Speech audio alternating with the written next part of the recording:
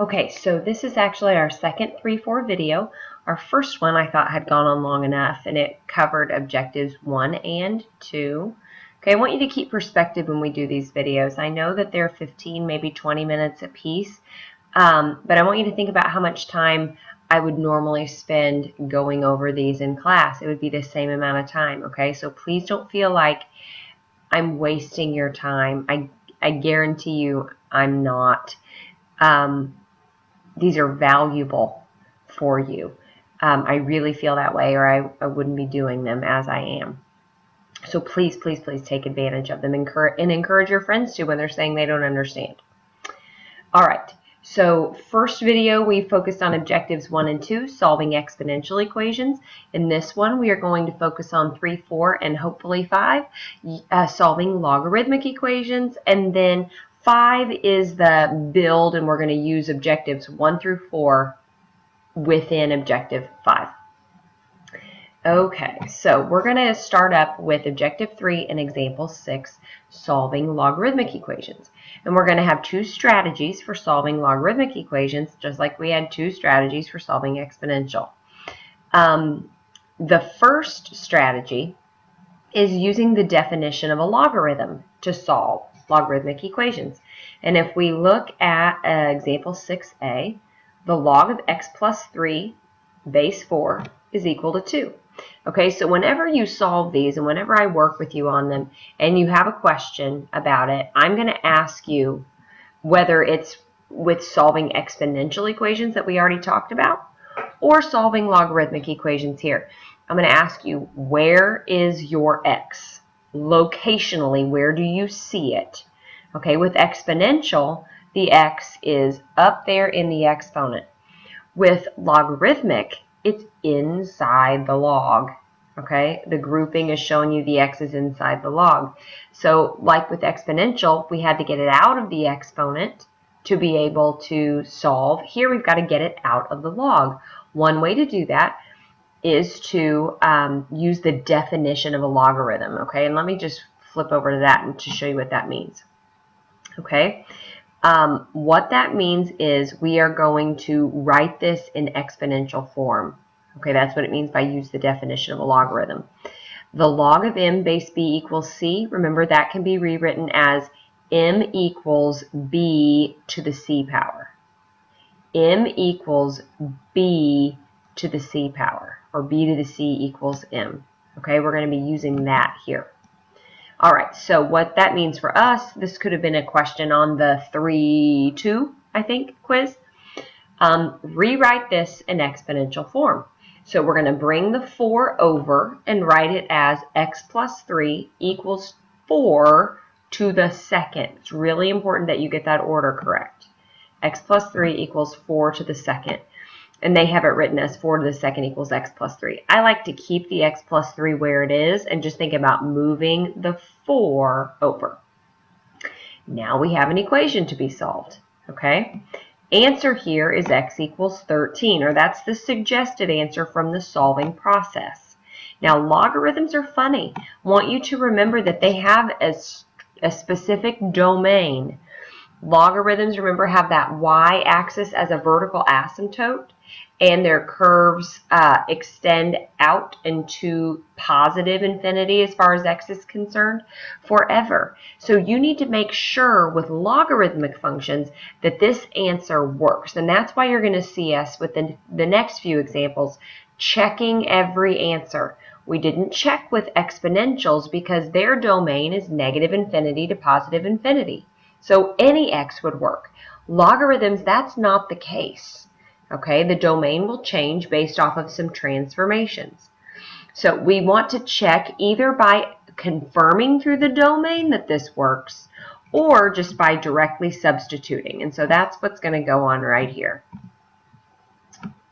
Okay, so we're going to directly substitute. Notice the use of that question mark in there. Does this really equal 2? Okay, simplifying inside the group. Have a couple choices right now. I want you to think about how you could proceed from here. If it's on a no calculator, remember you can change this into exponential form to see if you have a true relationship. If it is with calculator, don't forget change of base property that will allow you to calculate this value on your calculator, log 16, close it, divided by log 4. Either way, you're going to find out that 2 is 2. And that means that 13 was the answer. 2 wasn't the answer. 2 checked to see that 13 really was.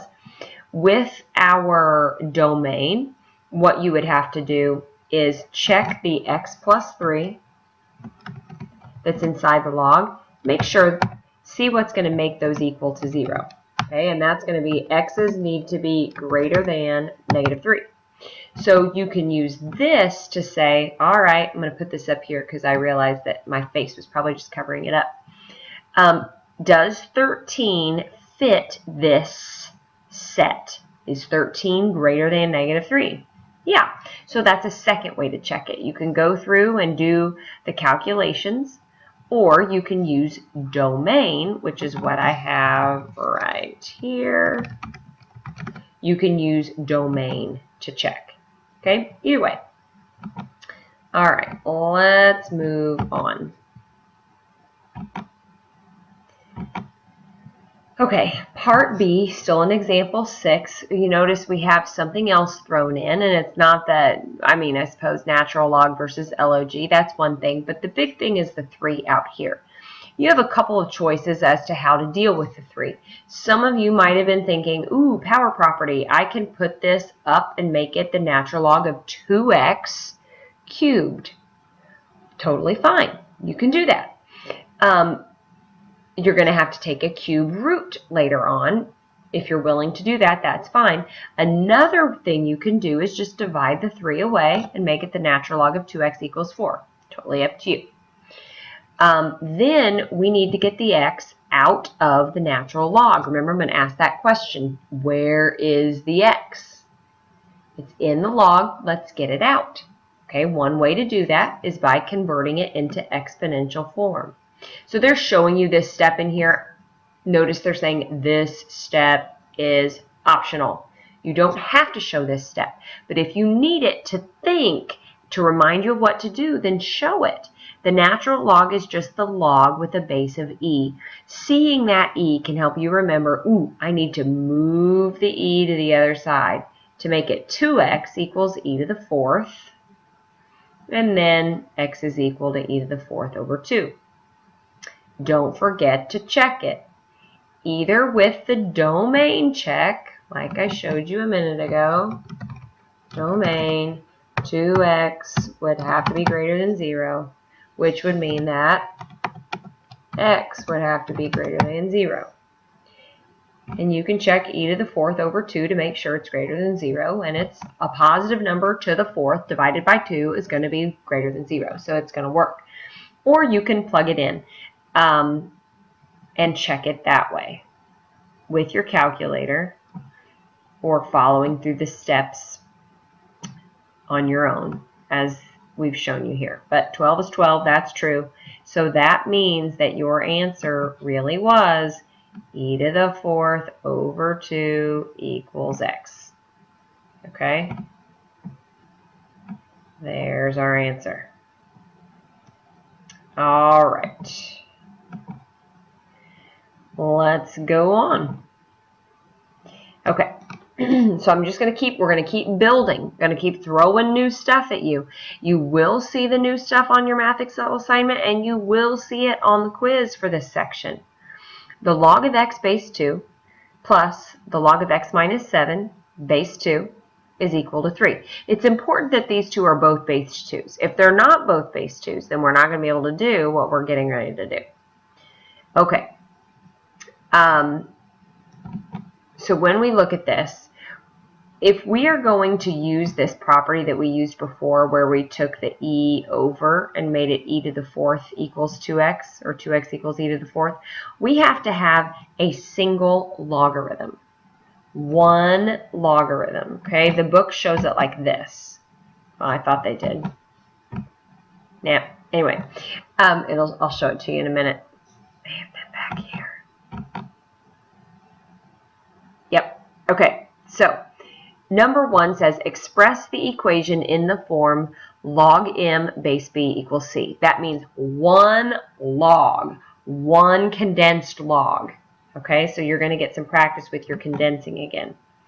So here we need to show this as one condensed log. So you have to think, how can I write this as a single log?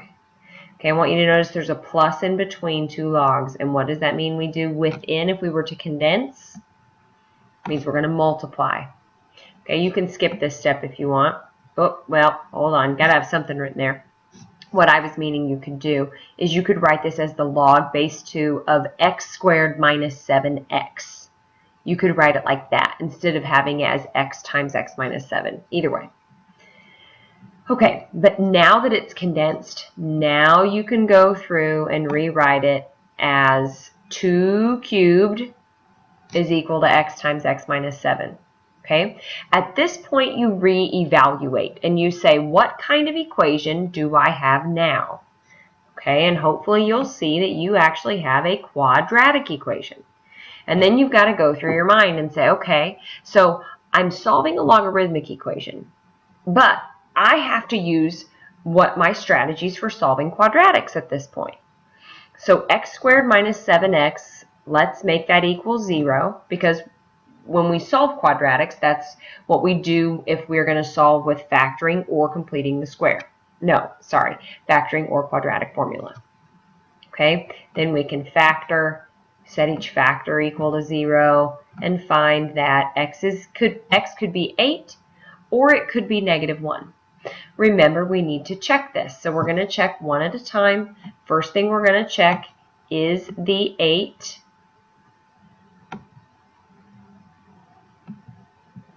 And they've checked it by just plugging it in to see, yep, that's true. Then we're also going to check the -1. So we take the -1, we substitute. Uh-oh. Oh, yeah, see, doesn't work. -1 doesn't check, it says. Negative numbers do not have logarithms, and that goes back to the base. I want you to look inside here. We have 2 logs, so we have 2 bases that or 2 domains is what I meant to say, sorry, that we need to consider. So the domain for the first part, we need x's greater than 0. Well, -1 is not greater than 0. And for the second part, we need x's greater than 7. Okay, so really what's going on here, if you have 2 opinions for the domain, you have to take the stricter of the 2. This may or may not be like your parents. Some of you may have parents who say maybe the stricter one wins, or maybe the more easygoing one wins. This would be a stricter one wins. This x is saying I'll accept any number so long as they're bigger than 0. That came from the log of x. But this guy says, no, no, no, no, no. I only accept numbers that are greater than 7. So we go with the stricter one. This is the domain that wins. Okay? These numbers satisfy greater than 0, but they don't accept any number unless it's bigger than 7. So we could have found the domain in the beginning even, and we could use that to either accept or reject certain x values. So -1 is not an answer. The only answer is 8. -1 was an answer to the quadratic that came about right here, but it was not an answer to the logarithmic that we started with, and that's what we were supposed to solve. Okay, so example 3, use the definition of logarithms. That means convert it to exponential form to solve logarithmic equations. Number 4, or objective 4, says use the one-to-one property of logarithms to solve logarithmic equations. And that sounds way more complicated than it is. I'm excited to show you this. This might be your favorite one. It's often my favorite one. So example 8, solving a logarithmic equation, just like examples 6 and 7. We're just showing you different complexities that you might have to a problem. Okay, so when you look at this one, we have the natural log of x plus 2 minus the natural log of 4x plus 3 equals the natural log of 1 over x. Okay, so I want you to notice we have 3 different natural logs. That means 3 different domain restrictions, all based off of finding the strictest set, the one that all 3 can agree on what x can and cannot be. Okay, I'm not going to take our time to go through that right now. Okay, so we need to condense this side into a single log. Okay, that's going to be maybe the most straightforward thing to do, is to stick with the left and condense those. So we have a subtraction here, and the quotient property or quotient rule will allow us to bring those together. Okay, you have a summary of what the quotient rule is there on the right. Okay, so here's the one-to-one property. It's an awesome property. I love it. It says, it's like the first thing we worked on for exponential equations. If the bases match, then you set the exponents equal to each other. Well, here we have the natural log of this fraction is equal to the natural log of 1 over x. So if their natural log values have to match, then that means what's inside the natural log has to match as well. Yay! So we get to choose to remove the natural log from the problem, just like in example 1, we chose to remove the base 2 in example 1a and the base 3 in example 1b. Okay, so now you look at this problem with a fresh set of eyes, just like we did in the last one. The last one we had a quadratic, and we used quadratic solving methods. Here we have rational functions, so we're going to use rational solving methods. Cross multiplying, to be more specific. They've gone real mathy on you right here, but if you look down here, if you skip the middle step, you can see they've cross multiplied. X times x plus 2, 4x plus 3 times 1. Okay, and now all of a sudden we have another quadratic equation that we're going to solve. I love quadratic equations. Okay, solving quadratic equations, we make the equation equal 0, we factor, we find the values, and then again we must check.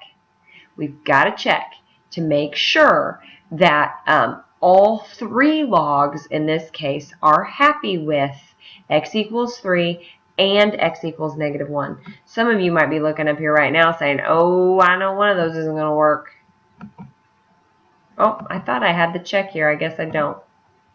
Okay, so in this case, if we check x equals 3, can you take the natural log of 5? Yeah, it's not pretty, but you can. Can you take the natural log of x is 3, 15? Yep, you can. Natural log of 1/3? Yep, you can. And if you can take the natural log of all 3, they're probably going to be equal to each other. You can check that to make sure. But the -1 is fine for this one. This one's like, I'm okay with -1 because that'd be the natural log of 1. But this one, no, this would be the natural log of -1. And the natural log has a domain that is greater than 0, meaning we can't take the natural log of, we can only take the natural log of a positive value. So -1, this one doesn't like it, and neither does that one. So the only answer to this one should be x equals 3. All right, so 1 or 2 more problems and I'll be done with you. Almost a whole class period spent talking. Okay, so solve applied problems involving exponential and logarithmic equations. This is what we've built to. Don't expect to learn anything new here. What you're going to be doing with Objective 5 is applying what we've done in Objectives 1 through 4. I almost started with Objective 5 today, just to show you that. All right, so we have in example 9, alcohol and the risk of a car accident is the situation. Okay, take a second to read this problem.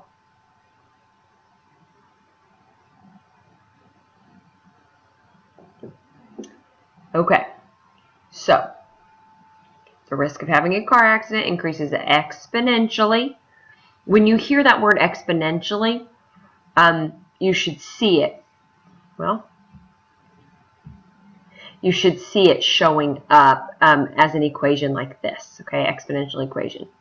X is your blood alcohol concentration. R is the percent risk of having a car accident.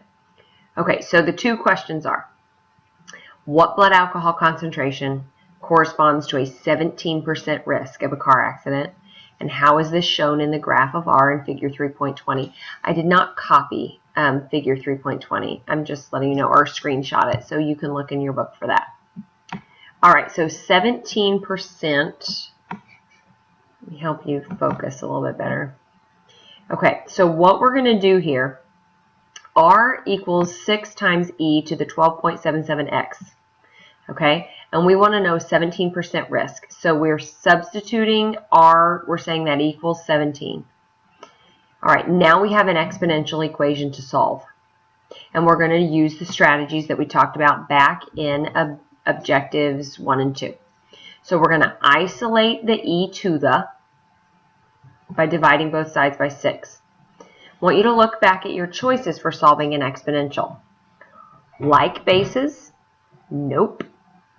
Using logs, that we can do. Which log would be appropriate? You said natural log. You got that right. You have to use natural log here, or it's better to use natural log because you have an e involved, and those will cancel each other out, which you're getting ready to see.